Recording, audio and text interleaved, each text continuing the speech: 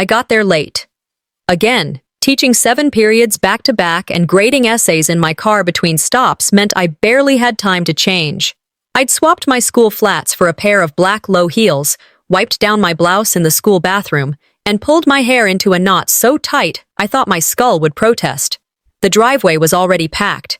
BMWs, Range Rovers, Escalades, all shining under the soft floodlights of my grandfather's estate. My 2009 Honda sat like a cough in a room full of polished laughter. I pulled in toward the back, careful not to block anyone who might need to leave early, as Aunt Lorna would say with an exaggerated wink. The house was the same as ever. Tall white columns, windows framed with ivy and history, chandeliers I wasn't supposed to touch when I was 8. Smelled like rosemary and old money. Everything still in place, except for the part where I was supposed to belong. When I stepped in, no one turned. Not my mother, not my cousin Sophrona, not even my grandfather. I stood in the hallway for a moment, trying to find my breath. I told myself I was just tired, just late. A hand brushed my shoulder lightly. Sophrona. Always curated, never casual. "There you are," she said, all smile and silk. "We started without you, but there's a seat." Her voice held that kind of warmth that made you feel like an afterthought. I made my way into the dining room. 20 people, maybe more. Long table, polished wood, linen napkins, silver that had been in the family since before women could vote. There was one chair left, no name card, just a neatly folded napkin placed like a suggestion. I sat. The dinner carried on like these dinners do. Discussions about real estate and foundation donations. Laughter that always came half a second too loud. My mother leaned into every joke Sophrona made. My uncle chewed slowly, like it made his opinion more valuable. Sophrona was in the center of it all, speaking about her newest gallery installation. "We're doing a series called Legacy Lines, Portraits of Family-Built Futures." Someone asked if she was using any of Grandpa's old architectural sketches. She nodded modestly, and my mother beamed like it was her idea. I caught a glimpse of a bracelet on her wrist. Pearls. The exact kind Grandma promised me for high school graduation. I had never brought it up. It wasn't about the pearls. It was about the fact that they'd stopped seeing me a long time ago. Then Grandpa stood. Everyone hushed. Even the forks paused. He lifted his wine glass, raised his voice. "I want to take a moment," he said, "to celebrate my granddaughters." Sophrona tilted her head, practiced and glowing. "Your gallery in Austin is beautiful," he continued. "You've honored the family name." She nodded, gracious. Then he turned to me. "And Marielle." I felt my shoulders lift slightly. Reflex. Hope. "I hope the BMW has made things easier. You deserve comfort. You've earned it." My fork hovered mid-air. Everyone turned. Sophrona didn't move, but I caught the way her smile sharpened like a scalpel. I blinked. Then again. The room held its breath. I felt heat crawl up my neck, then down my spine. I cleared my throat. "Thank you, Grandpa." It wasn't a question. It wasn't an answer either. I smiled. The kind you use when your whole insides are falling and you don't want to make a mess. Nobody said anything else about it. They clinked glasses and moved on. But something inside me had just stopped. After dessert, I slipped out to the porch. It was colder than I expected. I wrapped my arms around myself and sat on the bench near the railing. The smell of cedar and lemon oil clung to the air. I pulled out my phone, opened my banking app, scrolled, no transfers, no deposits, nothing from Grandpa, nothing from the Monroe Trust. Just my school salary and rent withdrawals. I checked the photo folder. There it was, a birthday card from him 2 years ago. "Proud of you," it said. No mention of a car. So when exactly had I received a BMW? I stared into the dark for a long time. That toast wasn't about celebrating me. It was about finishing a story someone else had already started. And the smirk on Sophrona's face? That wasn't pride. That was ownership.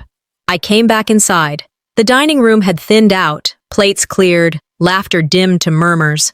My mother stood near the kitchen, sipping wine with Aunt Lorna. I walked straight up to her. Did Grandpa give me a car? She stiffened, then looked away. It was too much for you to manage, she said. Sophrona helped with the paperwork. It's being handled. I didn't blink. So it was for me. She didn't answer, just refilled her glass. My mouth was dry, but my voice was steady. And no one thought to tell me? A shrug. A sip. I leaned in slightly. So you all just decided I didn't deserve it? She didn't look at me, but I saw her jaw tighten, and that was all I needed to know. I didn't sleep that night. It wasn't the kind of tired you fix with a nap. It was the ache behind the eyes kind, like your body knows something's not right before your mind catches up. The house was silent. No texts, no missed calls, not even one of those guilt-laced emoji reactions my mother sent when she wanted to acknowledge but not engage. I lay on the couch with my shoes still on, the kind of stillness where even blinking feels loud.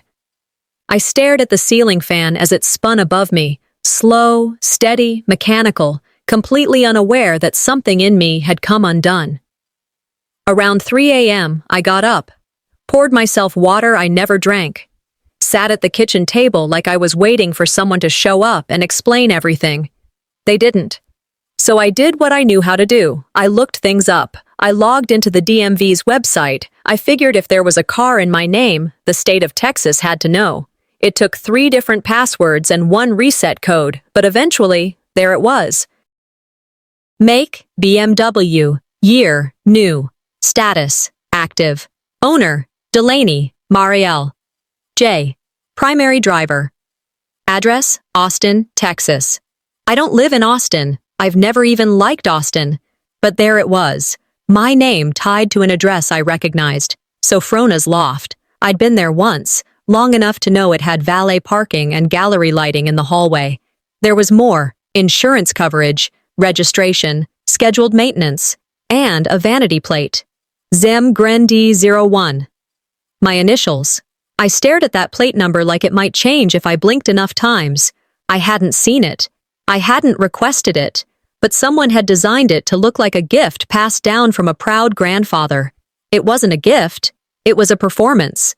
And I wasn't the one on stage. By morning, I still hadn't slept. But I had answers. And I needed more. I took a sick day from school and drove to the DMV in person. The building wasn't busy. Weekday morning, just a few folks renewing licenses or asking for title transfers. The clerk was young, maybe 25, with earbuds in one ear and a customer service smile that didn't reach her eyes.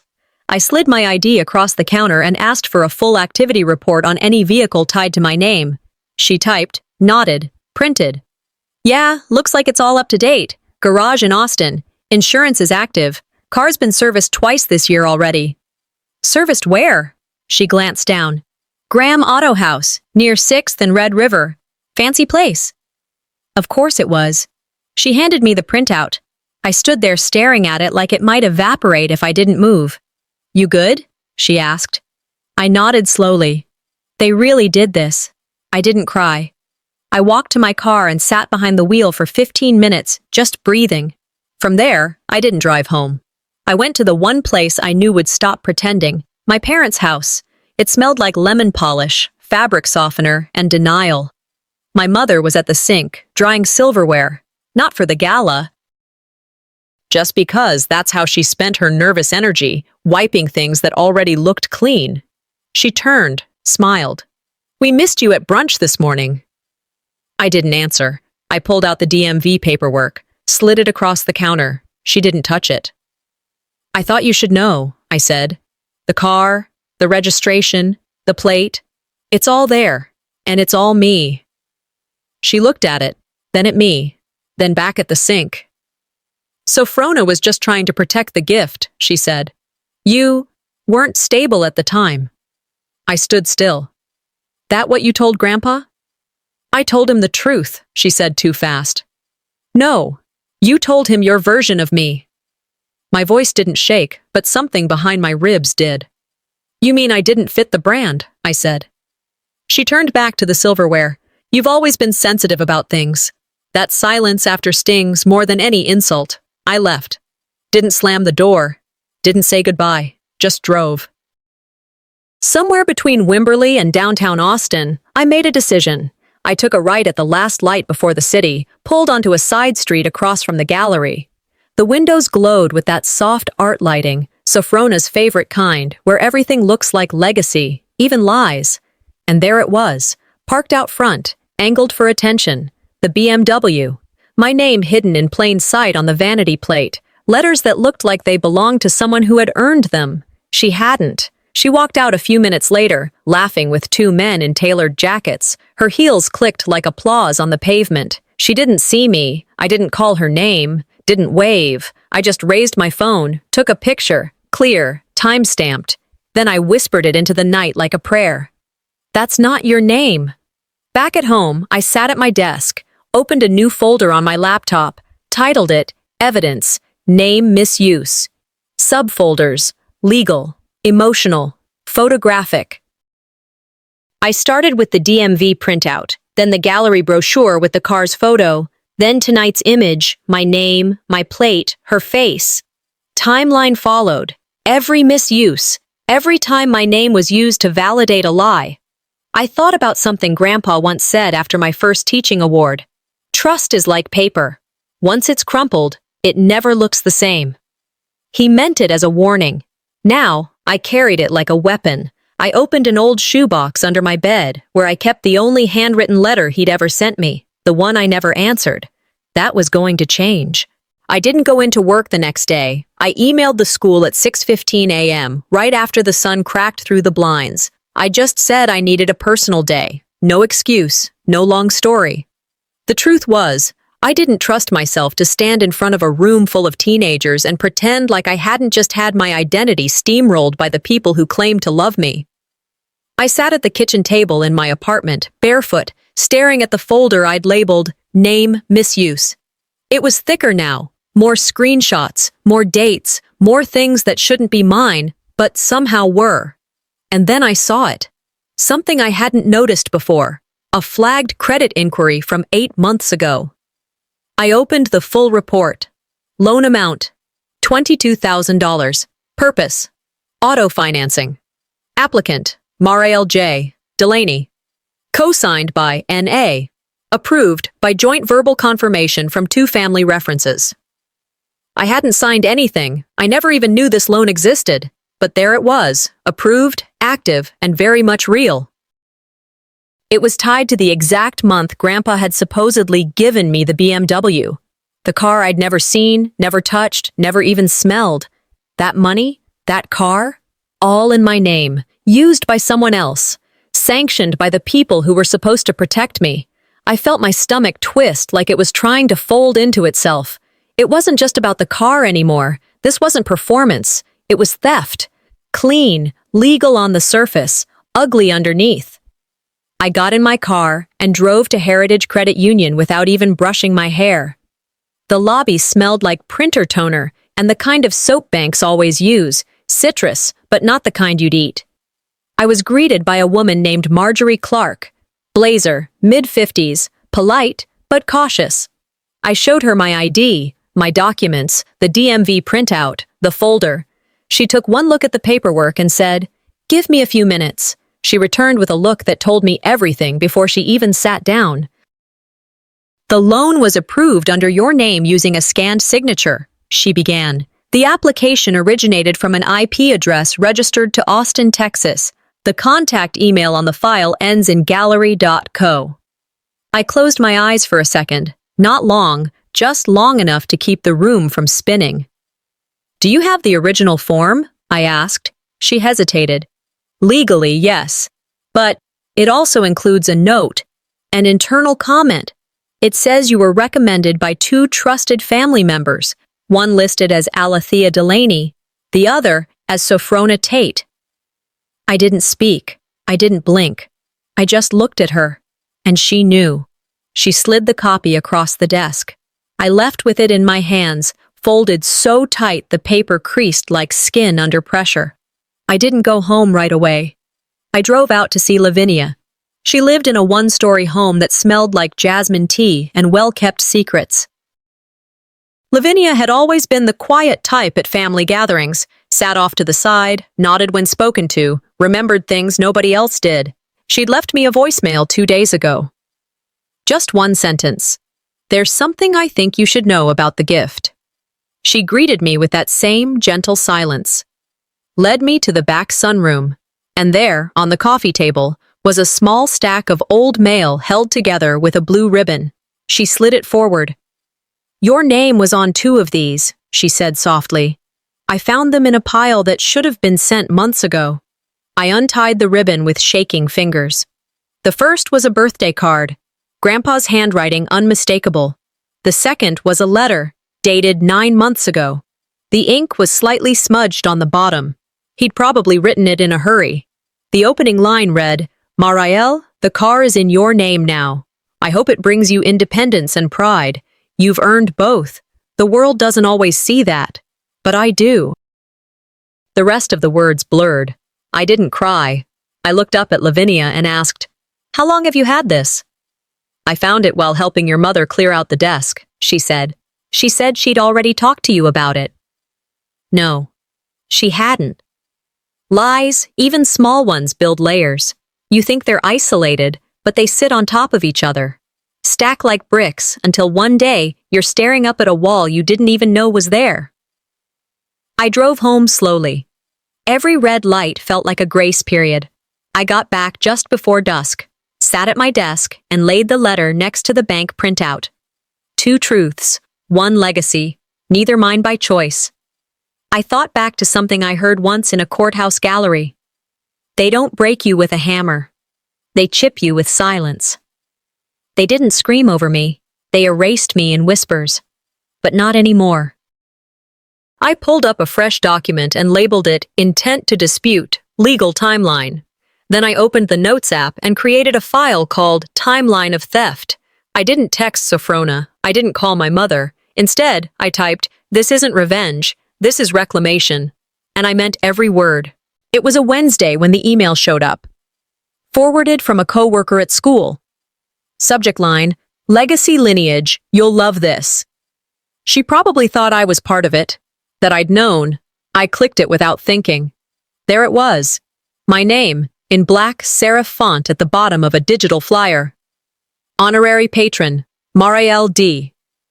I blinked once, then again, looked at the attached photo, the BMW, parked out front of Sophrona's gallery, spotlights, velvet rope, a small gold sign next to it that read, "Symbol of Vision." I wasn't on the guest list. The email had been blind copied to me, by accident or on purpose, I still don't know. But one thing was clear, they didn't want me there. They just wanted my name. You know the feeling when your name shows up in a place you've never been? Like someone else wore your skin to a party and smiled for photos. That night, I got in my car and drove to Austin. The gallery buzzed with soft music and softer lies. People wore tailored suits. Gallery lighting gave everyone a glow like they belonged in a museum. I walked in unannounced, wearing black slacks and a coat I didn't bother ironing. I looked like myself, something rare in that room. No one stopped me. My name was on placards, folded in brochure creases, whispered on podiums. I wasn't a person in that room. I was a signature, a brand, a stamp of, "Look how generous our family is." No one recognized me, or they pretended not to. I overheard a woman say, "Is that the teacher who funded the gallery's education wing?" Someone else replied, No, she's just for show. It's a name thing, legacy." I kept walking, head high, shoulders squared like armor. The BMW sat under spotlight as if it were a sculpture. Its vanity plate gleamed. ZM Granddaughter 1. My initials. My grandfather. My supposed gift. I took out my phone and filmed. Not for memory. For proof. Sophrona appeared on stage 20 minutes later, wearing her softest tone and most borrowed humility. "Tonight," she said, "is not just about art. It's about honoring where we come from. The family that built us." She paused, smiled like the light was listening. "To the ones who taught me humility, thank you." No names, just implication. A man beside me, holding a wine glass and entitlement, leaned over. "So you're the shy one," he said. Everyone's been talking about you. Must be nice, your name all over this. I turned to him. I didn't know it was. He blinked, smiled awkwardly. Whispers began. I saw people glancing. Sophrona didn't miss a beat. She never does. She knew I might come. This was all choreographed. If I showed up, I'd look bitter. If I stayed away, I'd be erased. They thought they'd trapped me in a lose-lose, but I wasn't there to win their game. I was there to burn the rule book. I didn't cause a scene. I walked out the back, through the staff hallway lined with art no one actually buys. Outside, I leaned on the iron railing and stared out over the quiet street. Cars passed. None of them mine. Not really. I thought about what silence costs. How it lets people fill in blanks with versions of you they can control. How it's so easy to vanish when you let other people speak for you. I opened my phone. Typed. When someone builds their legacy with your name, it's not flattery, it's theft. I didn't post it. Not yet. I saved it. Labeled the file. Release after confrontation. Then I pulled a brochure from my purse, circled my own name in red ink, walked over to Sophrona's BMW, slid the paper under her windshield wiper like a quiet lawsuit. Back home, I sat at my desk, pulled out an old folder from a box under my bed. My high school graduation brochure. Sophrona's name was bolded under honor roll. Mine was spelled wrong and placed last, below the quote about perseverance. And I'd kept it anyway. I stared at it. Maybe they were just rehearsing for this moment their whole lives. I replayed the gallery speech on my phone, saved the file under a new folder. Voiceover, false legacy. Then I opened my calendar and set a reminder. Monday, 10 o'clock a.m., call lawyer. The silence after the gallery event wasn't normal silence. It was surgical. No calls, no emails, not even the passive-aggressive group text from my mother about what a beautiful night, thanks to everyone who made it possible. I was erased again, but this time, it wasn't accidental. It was curated. I came home, threw my coat over the kitchen chair, didn't turn on the lights. I walked barefoot to the living room and dumped the contents of my purse across the floor. Brochures, receipts, screenshots, timelines. The pieces of myself they had taken and weaponized. I sat down in the middle of it all, legs crossed, eyes wide open. I stared at the folder labeled evidence, and then just stared. Nothing moved. Not the clock, not the air. There was a thought floating around in my head. Maybe this is just who they are. Maybe I should let them have it. Maybe it was easier to be forgotten than to keep crawling out from the hole they threw me in. My hands moved before I did. I reached for my phone, started deleting drafts, notes I'd written late at night, angry voice memos, letters I'd never send. One by one, I erased them, like trying to tidy up a crime scene I didn't commit. Then something slipped. While clearing out my iCloud, I tapped into an old backup, one I hadn't touched in months. Inside, a folder. Deleted voicemails. Nothing important, I thought. Probably pharmacy reminders or telemarketers.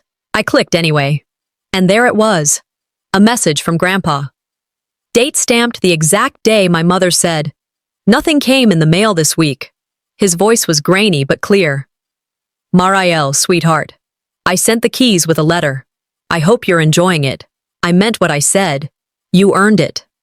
I froze. That voicemail had never appeared on my regular inbox. It had been deleted. Manually, and not by me. I sat still for a moment, heart pounding like it was knocking on the walls of my chest, begging to be heard. Then I stood. No screaming. No crying. I opened my laptop again, clicked on the folder I almost deleted. Then I made a new one. Voicemail. Tampered. Everything changed in that moment. It wasn't paranoia anymore. It wasn't overreaction. It was proof. With renewed fire in my stomach, I began piecing together the trail they left behind. I pulled up Sophrona's old social media posts. One showed her posing next to the BMW with a caption, "Gifted with legacy." The date matched the loan application. The license plate matched the DMV record. Then I remembered the gallery newsletter. I found the archived PDF, opened the image metadata, edited version. Her gallery logo, my name, spelled wrong, of course, but placed under founding supporter. I saved the image, added it to the forged files folder. No one could call this a misunderstanding anymore. They didn't just rewrite me, they designed it. I started pacing, back and forth across the living room. I opened the voice memo app, hit record. "You are not being dramatic," I said to myself. "You are not unstable. You are not imagining this." I saved it, replayed it, again and again, until the words became muscle memory. Then I wrote a list, title, "If I Give Up, What Happens?" They keep the story, they keep the legacy. They say I was too fragile to hold it. At the bottom, I wrote the final line in block letters. They get to erase me. That's what this was always about. Not the car, not the gallery. It was about ownership, over my name, my presence, my silence. I opened a new Google Doc, named it The Affidavit of Absence. I listed every event I was excluded from, every instance where my name was used but my presence wasn't invited, every financial misuse, every manipulation masked as family care. I added audio clips, screenshots, dates, file links. Then I took my phone, used Face ID, scanned in. The document unlocked. They deleted a voicemail. They didn't delete me. I overheard my name before I even made it fully into the break room. It was one of those tight, half-laughed comments, casual enough to be ignored if you wanted to, pointed enough that you knew you weren't supposed to. One of the counselors, maybe Sheila or Connie, said it loud enough for me to catch. "Well, it must be nice to have a family with deep pockets. They say she's the gallery sponsor now." The silence that followed when I walked in told me everything. I didn't break stride. I went straight for the coffee machine and poured what was left of the lukewarm pot. No one looked at me. No one apologized. That's the thing about nice folks in small towns. When they talk behind your back, they make sure you still have a chair at the table, but it's made of cardboard. My principal passed by the break room doorway, paused. "You're not thinking about leaving us for some non-profit thing, right?" he asked with a half smile. I turned to him and said, "Why would I?" "I'm just a teacher, remember?" He laughed and moved on, but my skin prickled all the way down to my spine. The lie had reached here. The version of me they'd built was walking around this school while I sat in the real version's seat. The one they all assumed had gallery connections and family wealth and, God help me, a BMW. Meanwhile, I'd just maxed out my grocery card on eggs and toothpaste. I didn't say a word, not to defend myself, not to correct them, because I didn't build this version of me. But I sure as hell wasn't going to keep letting them use it. Later that afternoon, I sat on the front steps of my classroom during planning period. The cold concrete grounded me. My phone rang. Unknown number. I picked up. "Sweetheart, it's Grandpa." I stood slowly, walking toward the fence behind the portable building. "I just wanted to thank you," he said, "for how you've been using the car, with the gallery, and the family visibility." "That was real classy of you." My breath caught. I didn't want to hit him with truth like a bat to the ribs, but I wasn't going to let the lie keep living. "I never received that car," I said calmly. A pause, long enough to make me think the call dropped. You're not driving it?" he asked. "No, Grandpa," I said. "I never even saw it. I just found out last week that it's been registered to me, used without my knowledge, and no one ever told me it existed." Silence again. "I sent it with a letter," he said. "I told your mother it was for you. I thought—" His voice cracked. "She said you weren't stable, that it might overwhelm you. I believed her." The ache behind his words made it worse, not better. He'd meant well, but he'd trusted the wrong voice. I didn't say anything else. He didn't either. When the call ended, I stayed standing there until the bell rang. That night, I didn't cry. I made tea. Sat in silence. Let the kettle cool down beside me while I stared at the wall and thought about how far this went. Then I opened a new folder on my laptop. Stolen opportunity. I didn't just document what had been taken. I listed every conference I couldn't afford, every grant I'd been rejected for because you're already connected, Every student I lost to private schools because their parents thought I was more nonprofit than educator. They didn't just use my name, they buried my real one under the one they liked better. I typed out one sentence and saved it in bold. No one gets to rewrite my narrative without my pen. The next morning, I drafted an email to the school principal. Subject: clarification regarding gallery event. I explained that while my name had appeared in recent promotional material for the Tate Gallery, I had no affiliation, had received no compensation or sponsorship, and had not approved the usage of my name in any material. It was clean, precise, nothing dramatic. I signed it and hit send. By afternoon, he pulled me aside. "Thank you," he said, folding the paper I brought. "This clears things up. I had no idea." Most people don't. I left his office lighter. Not because the fire was out, just because I'd kept it from spreading for one more day. That evening, I opened the top drawer of my nightstand and pulled out a piece of paper. Folded 3 times, yellowed at the edges, I wrote a letter, not to mail, just to say what needed saying. "Dear Mom, you didn't think I could hold power, so you let someone else carry it for me. But it was never too heavy. You just didn't want me to look like I had strength." I folded it once, slipped it under the handkerchief Grandpa gave me when I was 16. The one with my initials stitched wrong but lovingly. Then I looked in the mirror, not at my face, at my eyes. "You won't do that to me again," I said. And I believed it. I got the email late Thursday. It was forwarded from one of my aunts' family group thread. The kind that usually shares casserole recipes and passive-aggressive scripture. The subject line read, "See y'all Saturday." Attached was a flyer for the upcoming family gala. I wasn't invited. But my name? Anonymous donor, MD. That was their trick now. Mentioning me just enough to use me, never enough to include me. I scrolled through the comments. So generous. She always liked to stay low-key. Classy of her. I heard she doesn't even want credit. No one asked if I'd be there, because they already knew.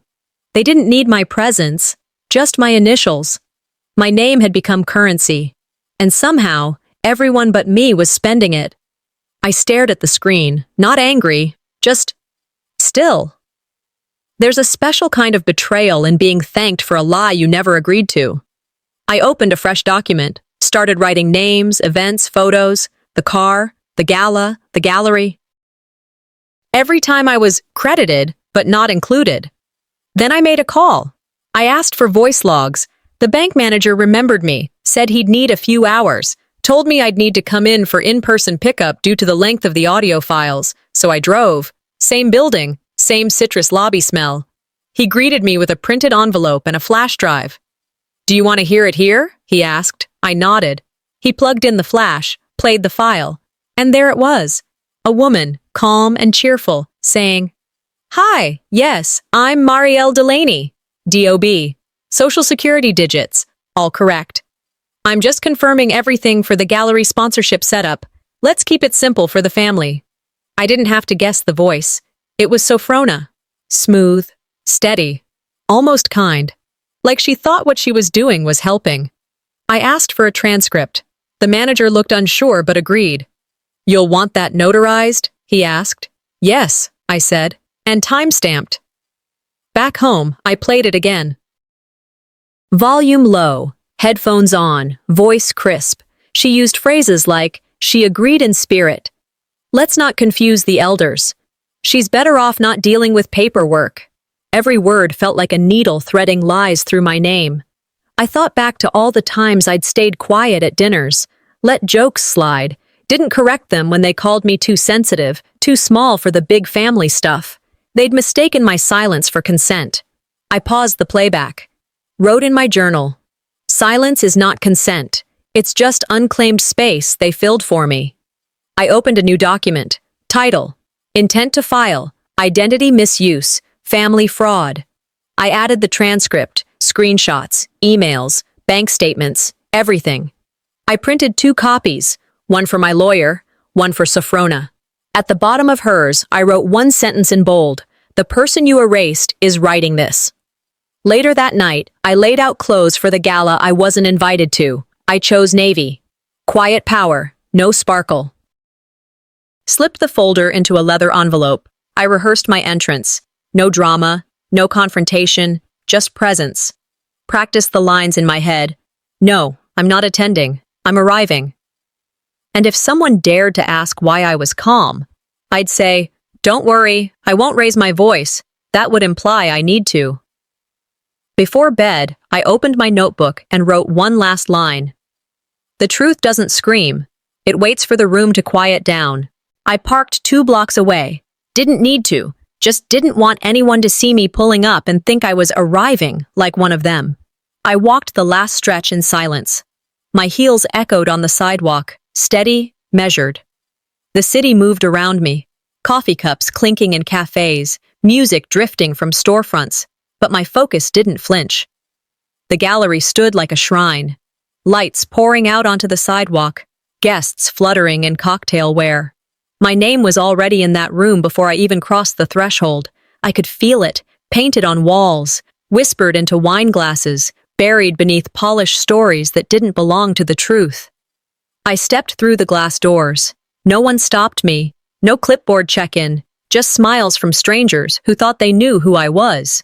They didn't. The first placard I saw said, "This exhibit is made possible by a quiet benefactor whose name need not be spoken, but whose impact speaks volumes. Anonymous." Again. I walked past a display of photos, me, cropped in the background of a family barbecue, Sophrona front and center. The caption read, "3 generations of vision." My face wasn't even in focus. She saw me the moment I turned the corner. Her smile held. She walked over like we were about to hug. "Didn't expect you here," she said. "You know how confusing these things can get." I looked her straight in the eye. "It's only confusing when people change addresses behind your back." Her smile tightened. I pulled out a printed copy of the delivery record, showed where the car keys were shipped.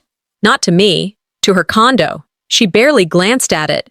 "That's a logistics thing," she said. I tilted my head slightly. "So is fraud." Her jaw twitched. Before she could reply, I walked away. I didn't stay for the speeches. That night, back in my apartment, I lit one lamp and sat on the floor. The call came after midnight. "Did you ever get what I sent?" Grandpa asked. I could hear it in his voice. He already knew the answer. "No," I said. "But I found out where it went." I didn't cry. I told him the truth. Straight. Sharp. Not cruel. Just unmuffled. Then I played him the voicemail. The one where Sophrona pretended to be me. He didn't say a word for almost a full minute. Then he whispered, "I trusted the wrong person." His voice broke in the middle of the sentence. I didn't interrupt him.